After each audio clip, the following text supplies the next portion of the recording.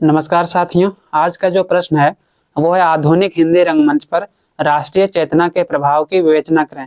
ये जो क्वेश्चन है काफी इंपॉर्टेंट क्वेश्चन है जो एग्जाम में पूछे जाने की पूरी संभावना है। तो आप लोग जो है इस वीडियो को बिल्कुल मिस मत करना। आज के इस वीडियो में हम लोग बिल्कुल आसान से आसान शब्दों में समझने वाले हैं। तो केवल आप इस वीडियो में जुड़े रह गए तो आपको जो है आसानी से समझ में आ जाएगा, आपको रटने की कोई आवश्यकता नहीं है। क्वेश्चन नंबर 4 है कि आधुनिक हिंदी रंगमंच पर राष्ट्रीय चेतना के प्रभाव की विवेचना करें। आधुनिक हिंदी रंगमंच पर जो है राष्ट्रीय चेतना का प्रभाव किस प्रकार से रहा, इसके बारे में आपको बताना है।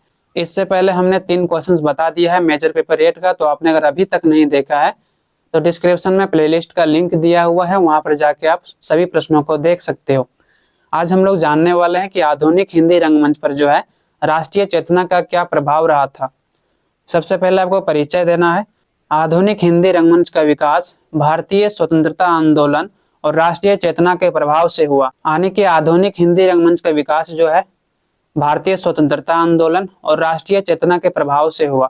जब भारत में राष्ट्रीय आंदोलन चल रहा था या भारत में स्वतंत्रता संग्राम चलाया जा रहा था भारतीय नेताओं द्वारा, तो उस दौरान जो है आधुनिक हिंदी रंगमंच पर उसका प्रभाव पड़ा। यही कारण है कि भारतीय स्वतंत्रता संग्राम और राष्ट्रीय आंदोलन के कारण जो है हिंदी रंगमंच का उदय हुआ।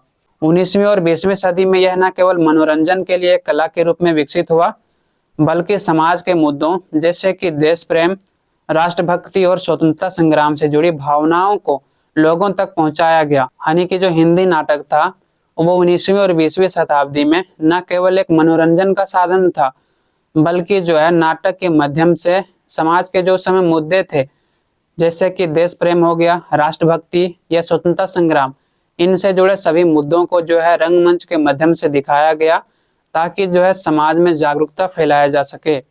रंगमंच का उपयोग जो है लोगों को जागरूक करने और उन्हें एकजुट करने के लिए किया गया था। यानी कि जो हिंदी नाटक का प्रयोग था, हिंदी रंगमंच का प्रयोग था, इसलिए किया गया ताकि समाज में जागरूकता फैलाया जा सके और समाज में जो है लोगों को एकजुट किया जा सके। यानी कि जब तक लोगों को एकजुट नहीं किया जाएगा तब तक जो है अंग्रेजों से संघर्ष नहीं किया जा सकता है।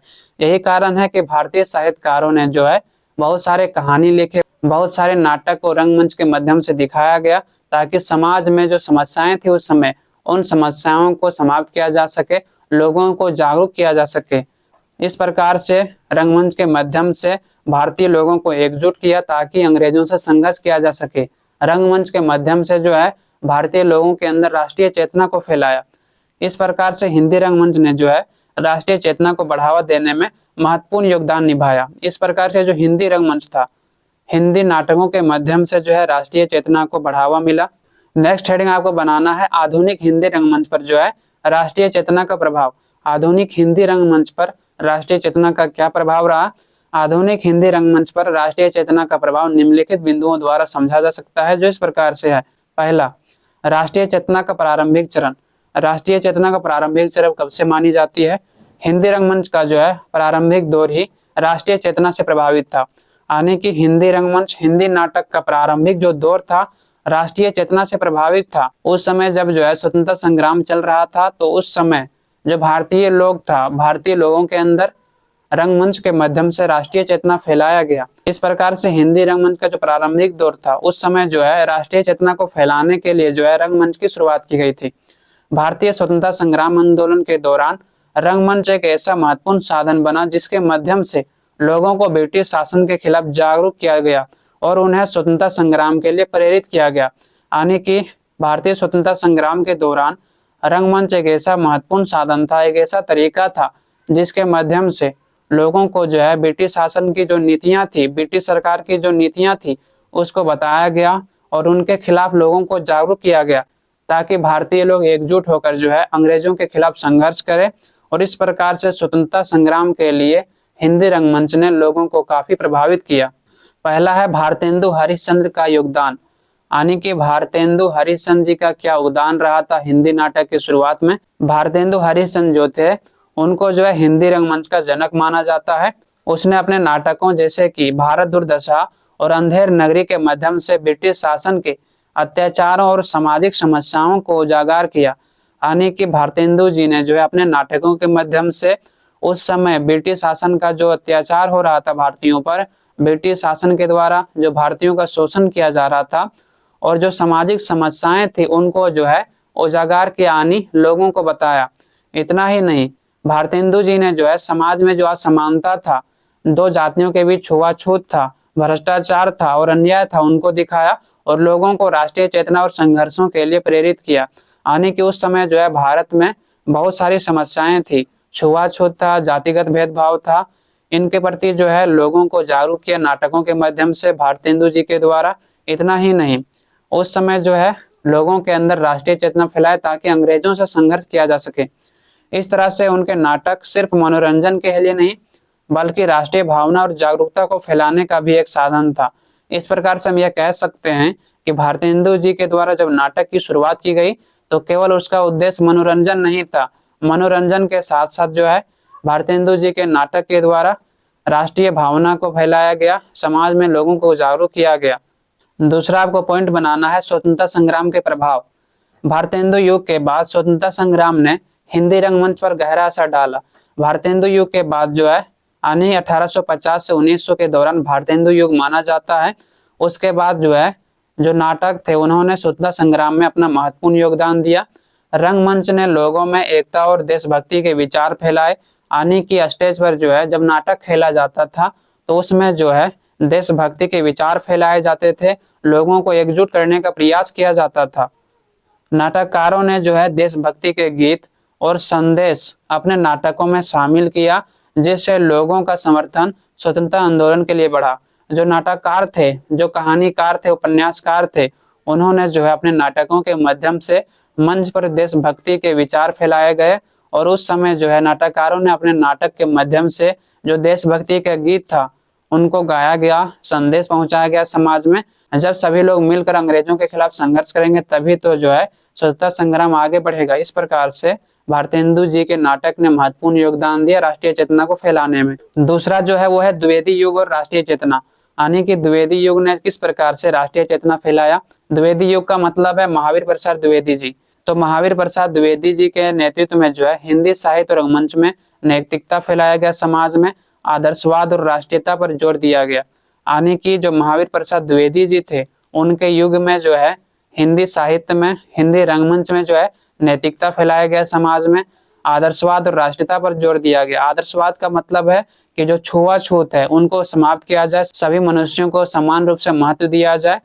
इस समय का जो मुख्य लक्ष्य था समाज सुधार और राष्ट्रीय जागरूकता को बढ़ावा देना। यानी कि द्विवेदी युग के दौरान समाज में जो समस्याएं थी उस समस्याओं को निपटारा करने के लिए राष्ट्रीय चेतना फैलाना जरूरी था।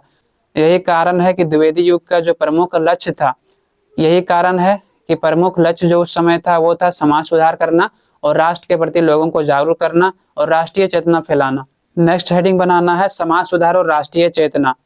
द्विवेदी युग में जो है रंगमंच का मुख्य उद्देश्य केवल मनोरंजन करना नहीं था बल्कि समाज सुधार का एक महत्वपूर्ण साधन था। नाटकों के माध्यम से समाज में जो रूढ़िवादी विचारधारा थी, जो प्रथा था और जो अंधविश्वास था उनके प्रति लोगों को जागरूक किया। यानी कि द्विवेदी युग में जब नाटक खेला जाता था मंचों पर तो उनका मुख्य उद्देश्य केवल मनोरंजन करना नहीं था बल्कि समाज सुधार भी करना था। इसके अलावा नाटक के माध्यम से जो है उस समय समाज की जो रूढ़िवादी विचारधाराएं थी, जो परंपराएं थी, जो प्रथाएं थी, जैसे कि अंधविश्वास था, उन सभी के प्रति लोगों को जागरूक किया गया। इतना ही नहीं, इससे समाज में जो राष्ट्रीय एकता था और स्वतंत्रता के विचार था उनको भी फैलाया गया और यह समझाने की कोशिश की गई कि देश को सुधारने के लिए समाज में बदलाव जरूरी है। इस प्रकार से महावीर प्रसाद द्विवेदी के युग में जो है राष्ट्रीय चेतना को फैलाया गया ताकि स्वतंत्रता संग्राम को आगे बढ़ाया जा सके और इस समय लोगों को यह समझाया गया कि हमको आगे बढ़ने के लिए समाज सुधार जरूरी है और इस प्रकार से महावीर प्रसाद द्विवेदी के युग में समाज सुधार को ज्यादा महत्व दिया गया। नेक्स्ट आपको हेडिंग बनाना है वो है प्रगतिवादी रंगमंच और राष्ट्रीय चेतना। प्रगतिवादी का मतलब है मार्क्सवादी विचारधारा के कवि। तो जो मार्क्सवादी विचारधारा के कवि थे उन्हीं को जो है प्रगतिवादी कहा जाता है। तो प्रगतिवादी रंगमंच का विकास कैसे हुआ और इन्होंने जो है समाज में राष्ट्रीय चेतना को किस प्रकार से फैलाया। 20वीं सदी में प्रगतिवादी आंदोलन ने रंगमंच पर अपना बड़ा असर डाला। इस आंदोलन का उद्देश्य समाज के गरीब और शोषित लोगों की समस्याओं को उठाना था। यानी कि जो प्रगतिवादी कवि थे उन्होंने जो है नाटक के माध्यम से राष्ट्रीय चेतना को फैलाने का प्रयास किया। इन्होंने उस समय जो समाज में समस्याएं थी, जैसे कि गरीब हो गया, जैसे कि उच्च वर्गों द्वारा निम्न वर्गों का शोषण करना हो गया।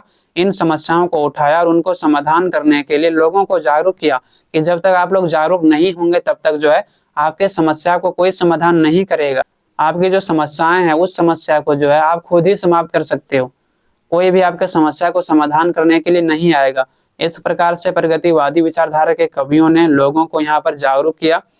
नाटककारों ने अपने नाटकों में स्वतंत्रता संग्राम, समाजवाद और वर्ग संघर्ष जैसे मुद्दे दिखाए, जिससे नई राष्ट्रीय चेतना जागृत हुई। यानी कि नाटककारों ने अपने नाटकों के माध्यम से स्वतंत्रता संग्राम दिखाया, समाजवाद के बारे में बताया कि समाजवाद क्या है।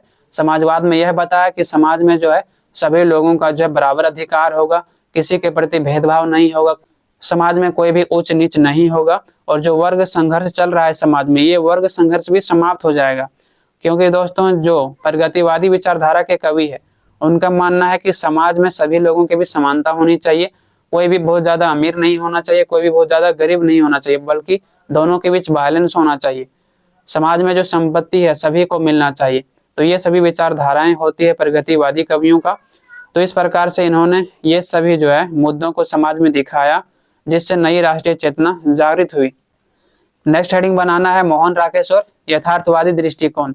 मोहन राकेश जैसे जो है जो साहित्यकार थे, जो नाटककार थे, इन्होंने जो है समाज की जो समय यथार्थ था, अर्थात का मतलब है सच्चाई, उस समय जो समाज की सच्चाई था उनको अपने नाटक के माध्यम से दिखाने का प्रयास किया है। मोहन राकेश ने यथार्थवादी रंगमंच को हिंदी नाटकों में पेश किया। यानी कि मोहन राकेश जी जो थे उन्होंने अपने नाटक के माध्यम से समाज की जो सच्चाई थी उनको दिखाने का प्रयास किया। उनके नाटक जो आषाढ़ का एक दिन है और आधा अधूरे है उसमें स्वतंत्रता संग्राम के बाद भारत की सामाजिक और राजनीतिक स्थितियों का गहरा चित्रण किया है। मोहन राकेश जी का जो नाटक है आषाढ़ का एक दिन और आधा अधूरे, उसमें जो है स्वतंत्रता संग्राम के बाद के भारत में जो सामाजिक और राजनीतिक समस्याएं थी, जो स्थितियां थी, उनको दिखाने का प्रयास किया है। उन्होंने समाज में हो रहे परिवर्तनों, विभाजन के बाद की समस्याओं और चुनौतियों को भी दिखाया है। यानी कि दोस्तों जब भारत एक स्वतंत्र राष्ट्र बन गया तो ऐसे नहीं है कि भारत की सभी समस्याएं समाप्त हो गई। स्वतंत्रता के बाद भी समाज में बहुत सारी समस्याएं उभर कर आई, जिनको जो है मोहन राकेश जी ने अपने नाटकों के माध्यम से दिखाया। इन्होंने यह बताने का प्रयास किया अपने नाटकों के माध्यम से कि केवल भारत को स्वतंत्रता मिलने से सारी समस्या समाप्त नहीं होगी, बल्कि समाज में आज भी बहुत सारी समस्याएं हैं। भारत जब एक स्वतंत्र राष्ट्र बन गया उस समय भी जो है छुआछूत थी, दलितों के साथ अन्याय हो रहा था। तो इन सभी मुद्दों को इन्होंने समाज में दिखाया ताकि लोग उसके प्रति जागरूक हो सके। दूसरा है वो है वर्ग संघर्ष और सामाजिक न्याय। प्रगतिवादी नाटककारों ने अपने नाटकों में समाज में जो वर्ग संघर्ष था, जो असमानताएं थी, उनको दिखाया। जो प्रगतिवादी नाटककार थे यानी जो मार्क्सवादी विचारधारा के साहित्यकार थे, नाटककार थे, उन्होंने अपने नाटकों के माध्यम से समाज में उस समय जो वर्ग संघर्ष चल रहा था, जो असमानता था, उनको दिखाया। वर्ग संघर्ष का मतलब है जो ऊंचे वर्ग के लोग हैं, ऊंचे वर्ग के लोगों के द्वारा नीचे वर्ग का जो है शोषण किया जा रहा था।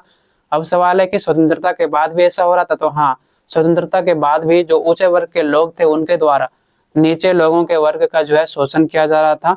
इस प्रकार से समाज में आज भी जो है असमानता थी। तो उन असमानता से संबंधित जो वर्ग संघर्ष था, उन वर्ग संघर्ष को लेकर जो है नाटक के माध्यम से प्रगतिवादी नाटककारों ने दिखाया, ताकि इन समस्याओं को समाज में समाधान किया जा सके।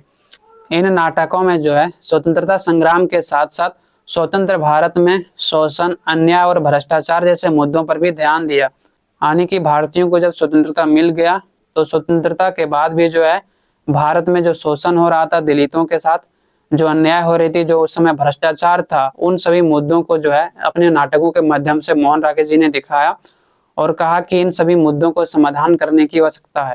इस प्रकार से स्वतंत्र भारत में जो शोषण, अन्याय और भ्रष्टाचार था, उन सभी मुद्दे को जो है प्रगतिवादी साहित्यकारों ने समाज में दिखाया लोगों को, और लोगों को जागरूक किया कि आज भी जो है भारतीय लोगों के समक्ष ये सभी समस्याएं हैं। केवल अंग्रेज चले जाने से हमारी समस्याएं समाधान नहीं हुई, बल्कि आज भी ये समस्याएं हैं, और जब तक हम लोग इसके निचले स्तर पर जाके इसको समाधान नहीं करेंगे तब तक ये समस्याएं समाधान नहीं होगी। नाटककार भीष्म साहनी, शंकर शेष और धर्मवीर भारती ने अपने नाटकों के माध्यम से समाज में राष्ट्रीय चेतना और समाजवाद के विचार फैलाए।